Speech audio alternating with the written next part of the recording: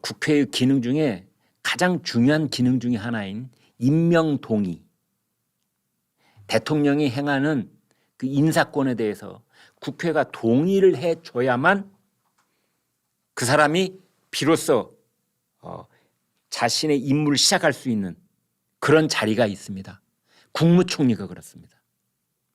그래서 끝내 국회의 동의를 얻지 못하면 예전에 국무총리 설이 이런 말도 있었지 않습니까? 그래서 이제 그 매우 비정상적인 그러한 이제 이 업무 수행하는 그런 모습이 드러나기도 했는데 대법원장도 역시 국회의 임명 동의가 있어야 됩니다. 대통령이 누구를 아무리 시켜도 대법원장 시키고 싶어도 국회의 임명 동의를 얻지 못하면 그거는 불가능합니다. 장관은 국회가 인사청문회 청문 채택 보고서를 채택하지 않아도 대통령이 임명할 수 있지만 이 총리하고 그다음에 대법원장은 안 됩니다. 그런데 오늘은 이제 표결을 하는데 지금 그 민주당 쪽에서는 뭐 최후까지 의총에서 의견을 뭐 이렇게 저렇게 모은다 하는데 일단 뭐 모으고 않고 뭐 할 필요 없이 부결적으로 의견은 대충 다 모여져 있다. 이제 이렇게 얘기가 나오고 있습니다. 홍익표 민주당 원내대표 부결된다면 이는 오롯이 부적격 인사를 추천하고 인사검증에 실패한 윤석열 대통령의 책임이다. 반면에 윤재옥 국민의힘 원내대표 대법원장 임명이 늦을수록 국민이 구제받을 가능성이 낮아진다. 법원을 마지막 보루로 찾는 사회적 약자가 가장 큰 피해를 보게 된다. 정의당도 부결표를 던지기로 했다고 해요. 인사청문 특위위원인 심상정 정의당 의원 이균용 후보자는 도덕성과 법관 윤리 측면에서 매우 부적절하다. 나는 부적합 판정을 내렸다. 그랬는데 어찌됐든 인사에 관한 국회의 표결은 무기명 비밀투표입니다. 따라서 예상 밖의 결과가 나올 가능성도 있다. 이렇게 돼 있는데 여기서 중요한 이균용 대법원장 표결과 관련된 중요한 분석 두 가지를 여러분께 지금부터 공유해 드리도록 하겠습니다. 첫 번째는 예상 밖의 결과가 나올 수도 있다고 보는 이유 중에 하나가 그러니까 이균용 대법원장 후보자가 가결될 수도 있다라고 보는 이유 중에 하나가 이재명 리스크 때문에 그렇습니다. 이재명 리스크 때문에. 지금 이 시각 현재 이재명은 서울중앙지법에 출석해서 아마 재판을 받고 있을 겁니다. 그 재판정에 들어가면서 기자들 질문에 묵묵부답으로 들어갔다고 그래요. 그보다 이른 아침에는 이제 녹색병원 나오는 제 일보가 왔는데 이제 중앙지법에 들어가서 지금 이제 판사 앞에 지금 앉아 있는 겁니다. 그런데 이재명 재판이 지금 사건으로는 4가지 사건에 대해서 재판을 받고 있습니다. 피고인입니다. 피고인. 첫 번째가 대장동. 그다음에 자막 옆에 있는 유래 신도시 개발 비리, 대장동 개발 비리, 유래 신도시 개발 비리, 성남 FC 축구단 불법 후원금,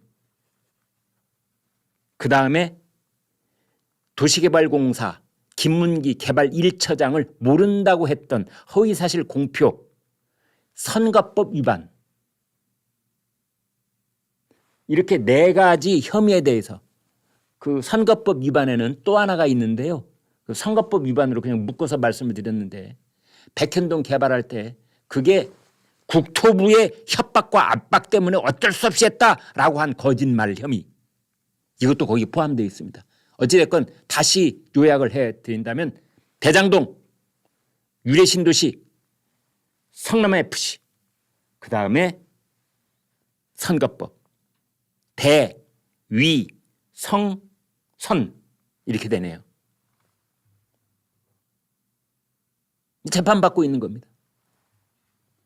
그런데 그중에서 선거법 위반 재판, 공직선거법 위반 재판은 지금 기소가 작년 9월 달에 됐습니다.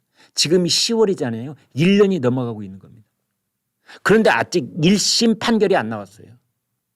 이거 재판 지연입니다. 원래 선거법 위반은요. 6개월 이내에 판결을 내도록 되어 있습니다. 6개월 이내에. 그런데 그것에 더블 곱절인 1년이 지나도록 우리나라 사법부는 아직 판결을 내리고 있지 않는 겁니다. 이거 직무유기입니다.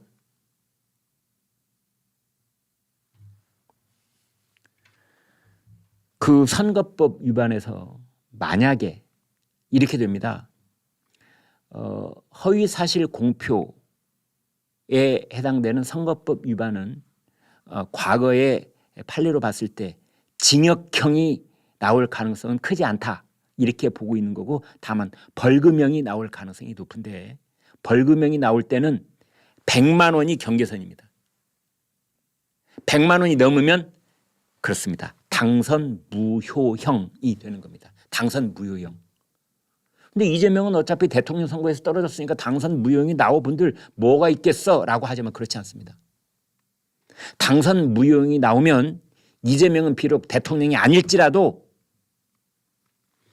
5년 동안 피선거권이 박탈이 됩니다. 그래서 2023년 10월 달에 만약에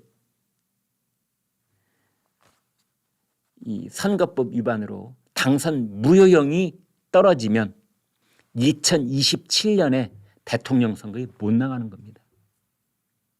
그게 확정이 되면 물론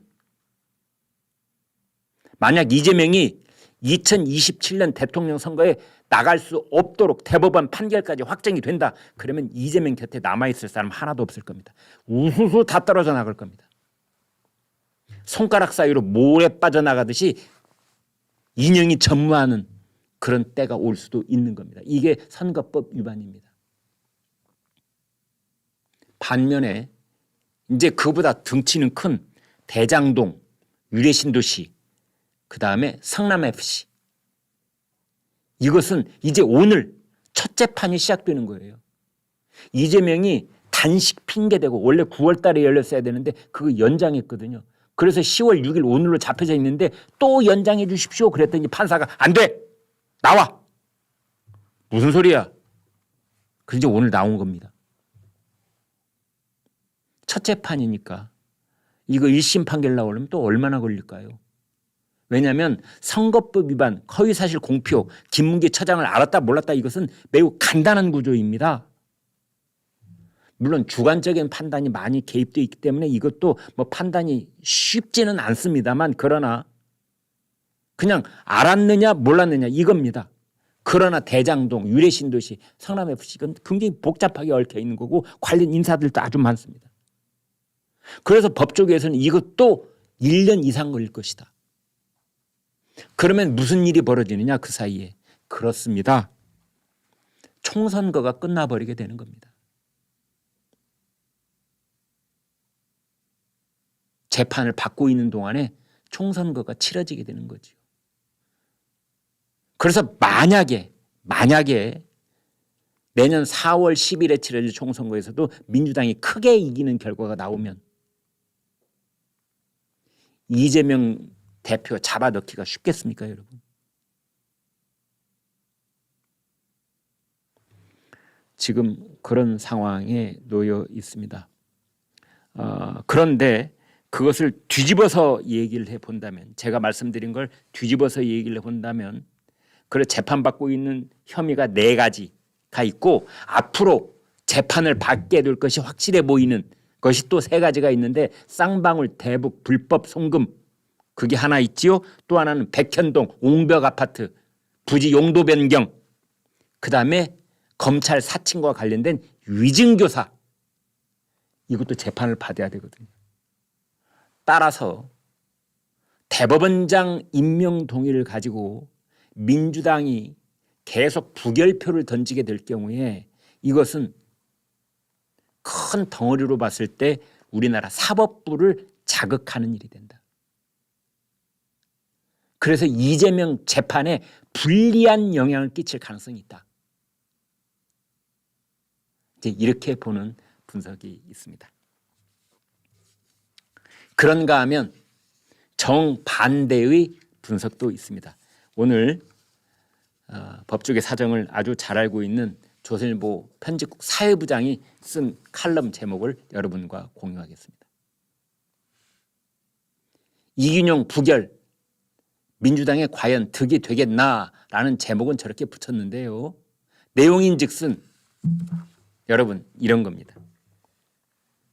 지금 대법원장이 공석이잖아요. 그래서 대법원장 권한대행이 있습니다. 대법원장 권한대행. 지금 대법원장 권한대행은 안철상 대법관입니다. 그런데 안철상 대법관은 내년 1월에 정년 퇴임입니다. 민유숙 대법관하고 두 사람이 함께 내년 1월에 정년 퇴임을 하는데 내년 2월 달에 우리나라 법원에 대규모 인사이동이 있습니다.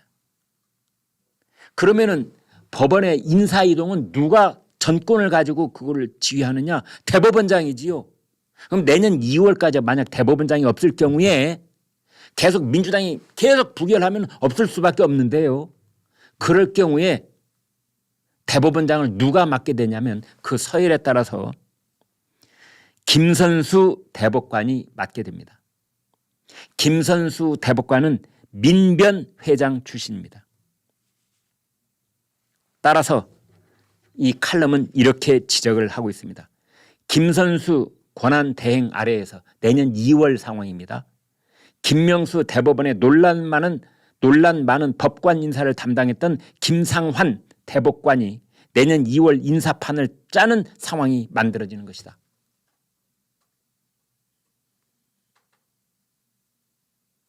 그래서 이제 김상환 대법관이 지금 법원 행정처장을 맡고 있는데 우리 대법원은 넘버1이 대법원장, 넘버2가 행정처장입니다. 이 두 사람이 모든 인사를 좌지우지한다고 해도 과언이 아닌데 그럴 경우에 이재명을 담당하게 될 그런 판사들을 누구로 앉힐 것이냐를 이 사람들이 결정할 수도 있다. 따라서 이재명과 관련된 재판이 끝없이 지연될 가능성도 있다. 만약 오늘 이균용 대법원장 국회 임명 동의안이 더불어민주당 주도하에 부결될 경우에 우리는 그런 합리적인 의심을 거둘 수가 없는 것이다. 이렇게 말씀드릴 수가 있겠습니다. 나 의학 전문기자 김철중. 나한테 걸리면 어떤 의사든 진실만을 말하게 되지.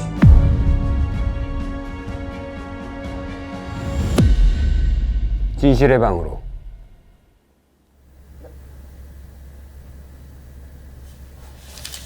뭐야, 여기 나밖에 없구나. 에이.